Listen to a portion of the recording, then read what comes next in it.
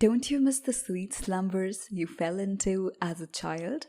Neend app helps you recreate that magic with well-crafted exclusive sleep stories, guided meditations, and calming music to lull you into the restful sleep you need. Our offerings are all ad-free, approved by experts, and have helped more than 90% of our listeners fall asleep as quick as within 15 minutes after tuning into our app. Download the app for more sleeping aids and subscribe to the channel. Hi, I am Shruti, and in today's story, author Megha takes us on a trip to the world of mythology through a story surrounding a fruit. It is a tale of how the devotion of an ordinary woman to Lord Ram had immortalised her. Before we begin, switch off all the lights. Make yourself comfortable. Lie in the coziest sleeping position and close your eyes. Slowly take a full, deep breath in and out. It's time to set the world aside. Let go of your day and begin your gentle transition into sleep. Take another slow, deep breath in and breathe out any tension in your body. All there is to do now is relax, rest, and feel restored. You are in bed now, feeling your body relax from the day. Beginning with your feet, allow all the tension to flow out of you. They have worked hard for you all day and deserve some rest. Let the relaxation in your feet travel up to your ankles, your calves, and your knees. Now relax your thighs and your hips. Let it unwind your abdomen and lower back, your upper back, and your chest. Let this calming energy flow down your arms, into your hands, and through your fingertips. Finally, let that sense of peace loosen up your neck and head and be laid to rest on your face. As your whole body feels calm and relaxed, continue to focus your breath. Loosen up your entire body and settle in for some well-deserved rest. Sweet bear for sale. Buy them before the season ends, the seller called out as he walked with a huge cane basket perched on his head. It was filled with berries, which I later realized were actually jujubes. How do you know they are sweet? A lady asked him. While many women haggled for the price, a few others asked the seller how he was sure there were no worms inside the fruits. The old man sat down like a lost warrior. He wiped his face with his stole and finally declared, "Mata Shabri tasted the fruits for Lord Ram before offering. Do you want me to try something similar?"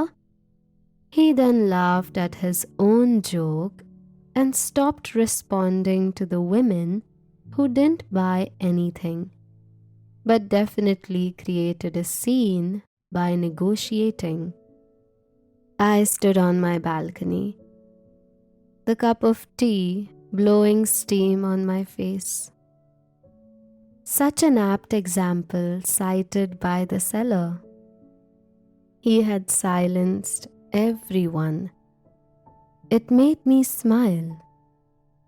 It also made me think of the story he just mentioned, that of Lord Ram and Shabri, a tale that has been told and retold over ages, but still remains the epitome of pure devotion. What makes Shabri and her devotion towards Lord Ram so special, so different? Lord Ram agreed to spend 14 years away from his kingdom as per the wishes of his father, King Dashrath. His young wife Sita and brother Lakshman decided to join him. Sita was later abducted by the demon king Ravan. It is during the course of Ram's search for Sita that he met his ardent devotee Shabri.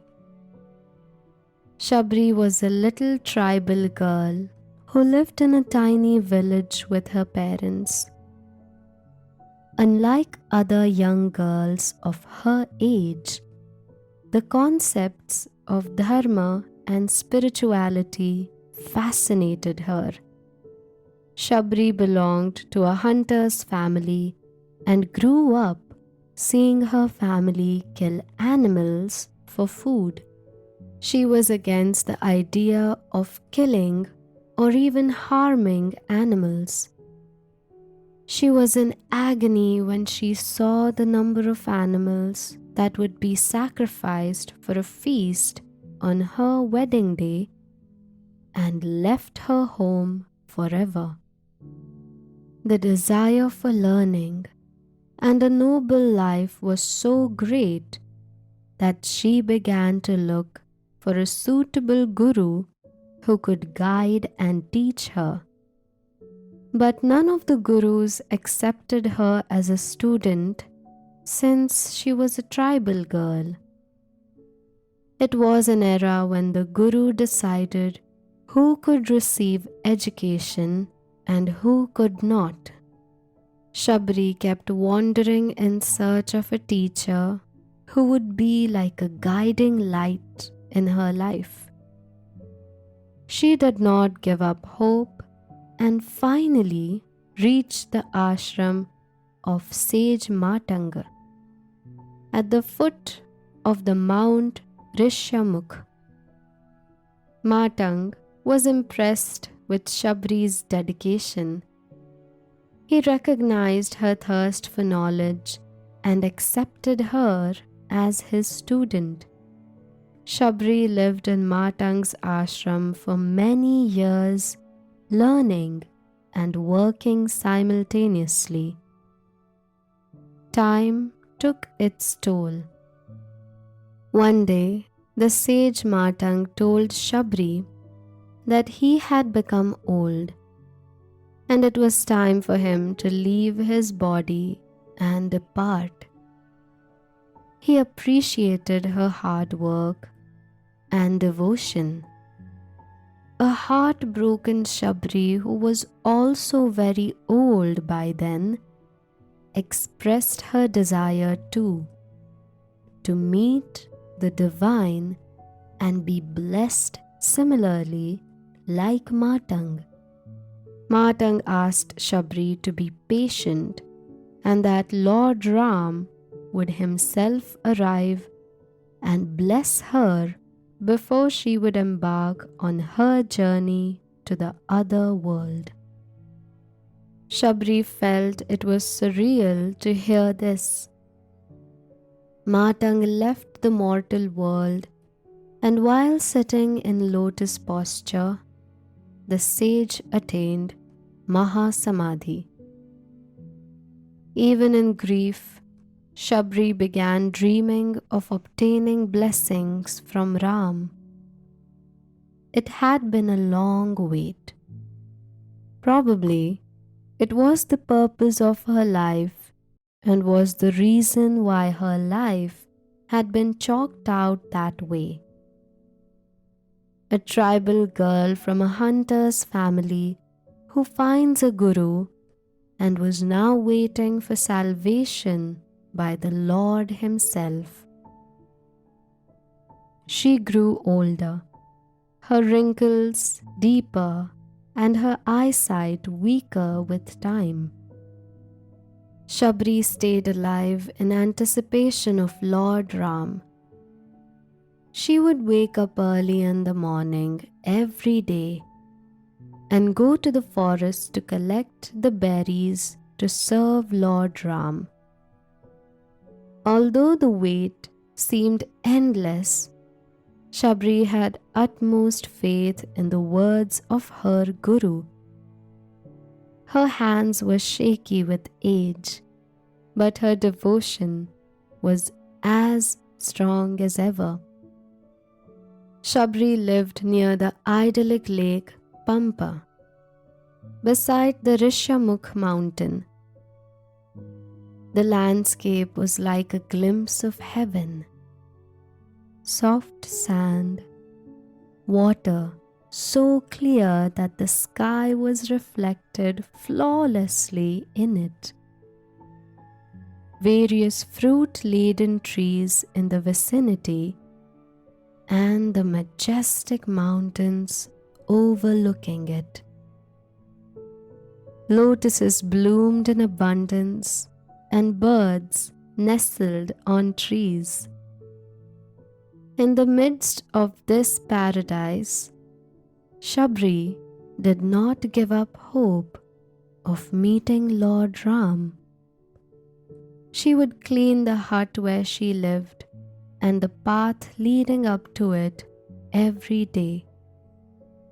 She spent hours removing the thorns from the bushes along the path and the stones on the path, so that her beloved Lord wouldn't be hurt. She would go out into the jungle and bring flowers and fruits. She would sprinkle those flowers on the path for Ram to tread on. Shabri would go out of her ashram early in the morning and pick bare fruits for Lord Ram, although she found it difficult to walk due to her old age.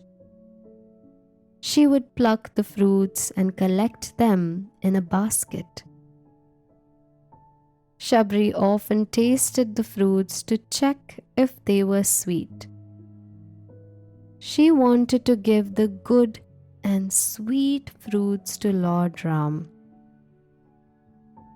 The thought never came into her mind that she should not taste the fruits before they were offered to a divine form. Thus, collecting a few fruits, Shabri went back to her ashram, putting them into bowls that she had made from leaves, and eagerly anticipated Lord Ram's arrival. Hey friends, introducing Neend, an app filled with sleep stories, guided meditations, and relaxing music. Install the app to enjoy stories without interruption. Available on iOS and Play Store. Shabri had nothing in her life except waiting for Ram. One day, while she was cleaning, she accidentally touched a hermit who was on his way to the lake. This angered the ascetic and he rebuked Shabri. Shabri retreated to her hut, but when the hermit reached the lake, the clear water of the lake had turned red and was infested with insects. The ascetic assumed that this was the result of his contact with Shabri. Meanwhile, when Sita was abducted by Ravan, Lord Ram and Lakshman had travelled far and wide in search of her. Eventually, they met a monster named Kabandh. Kabandh told them that Shabri was waiting for them close to Pampa Sarovar on the Pampa Lake. Kabandh gave Lord Ram an advanced description about Shabri and the hermitage. He said that there was something magical at the Matang ashram. The hermits who resided there have left for their heavenly abode. Their devotion was so pure that the sweat drops which fell on the ground from their body as they brought water for their daily worship sprouted into the most enchanting flowers, shining like diamonds. He also spoke of Shabri as a woman belonging to a forest tribe who was constantly engaged in devotional activities. Kabandh said that Shabri was eagerly waiting to greet Ram as a divine person and then ascend to a higher spiritual world.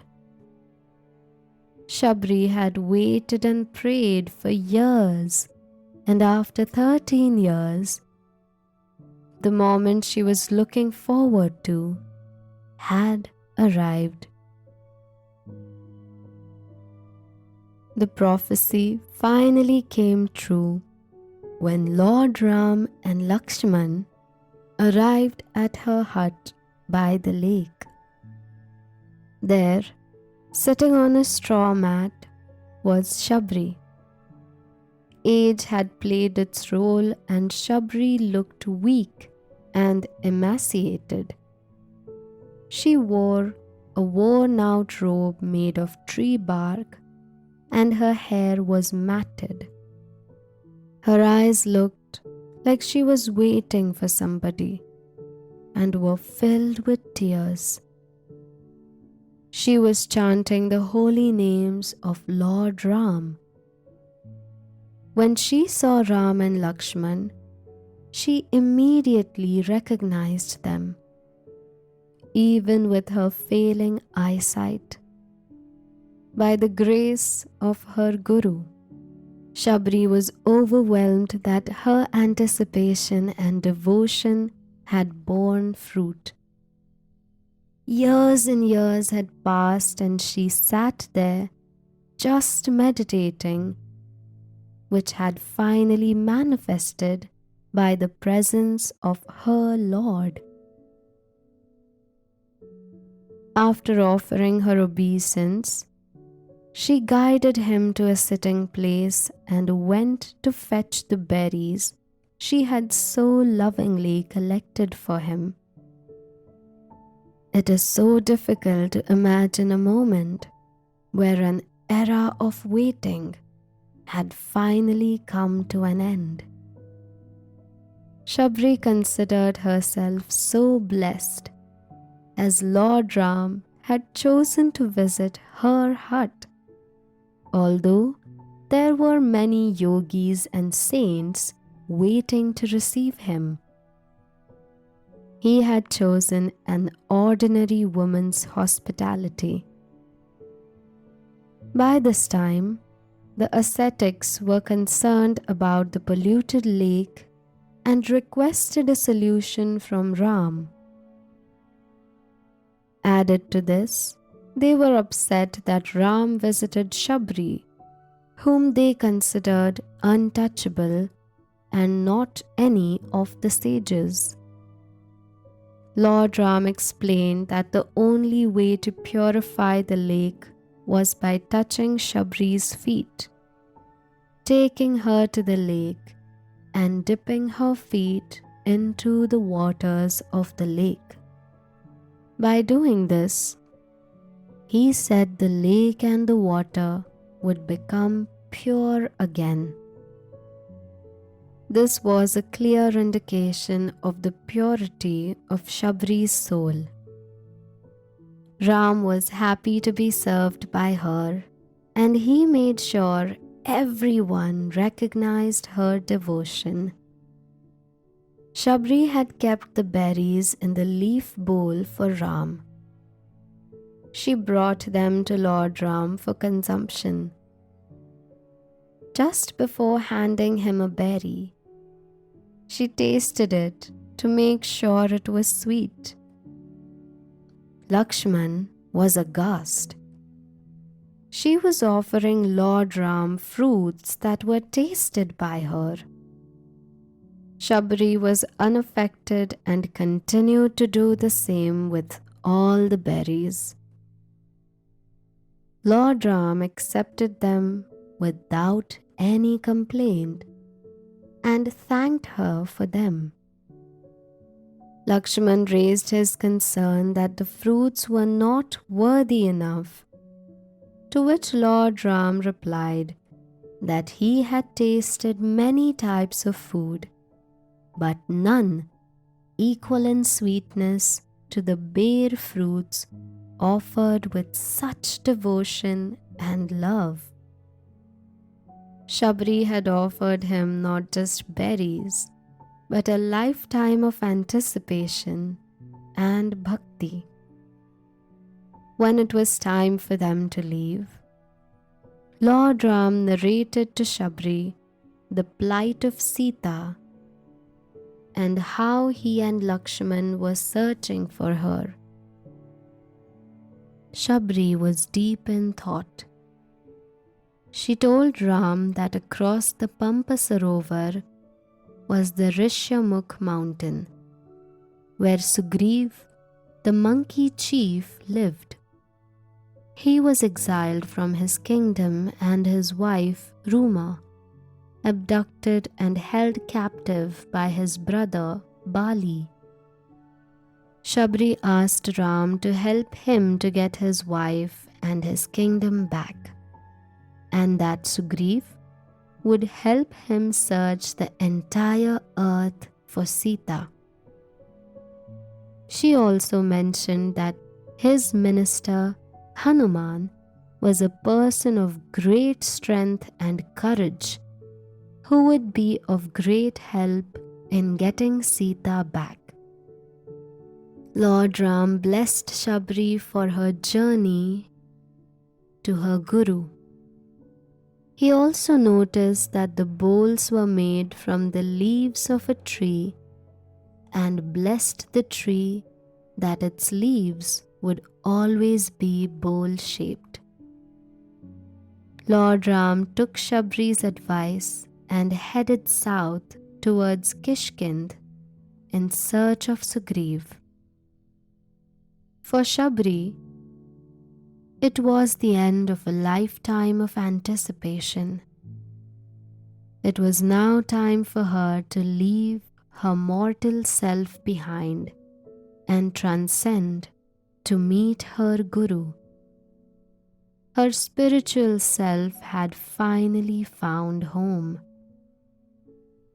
Shabri made a fire and entered it as the beginning of her journey.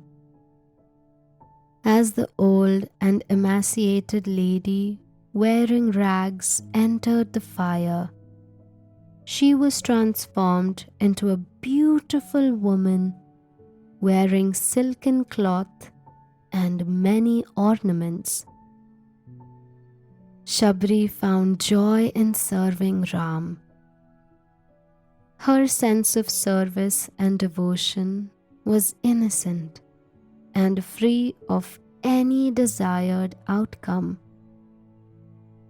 She has lived on through this story as an example of selfless love.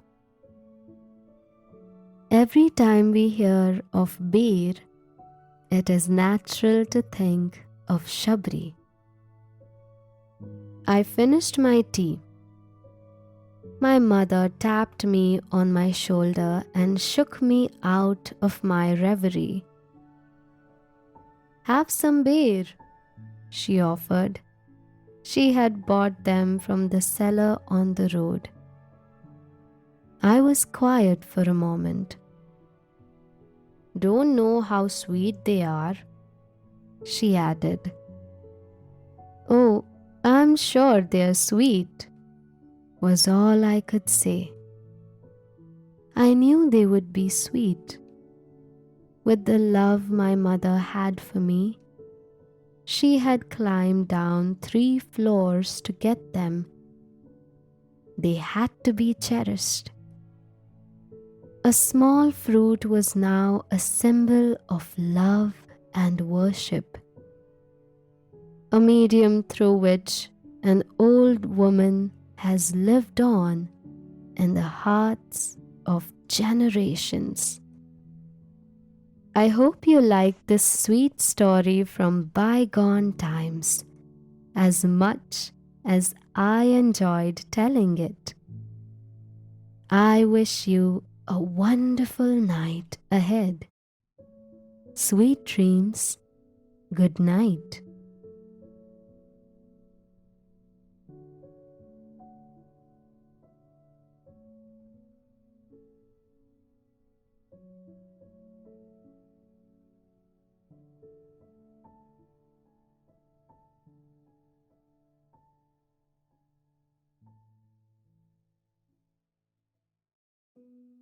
Hello, friends. You will be able to listen to your favorite sleep stories without any ads, only and only on the Neend app. So install our app to stay connected with us through stories.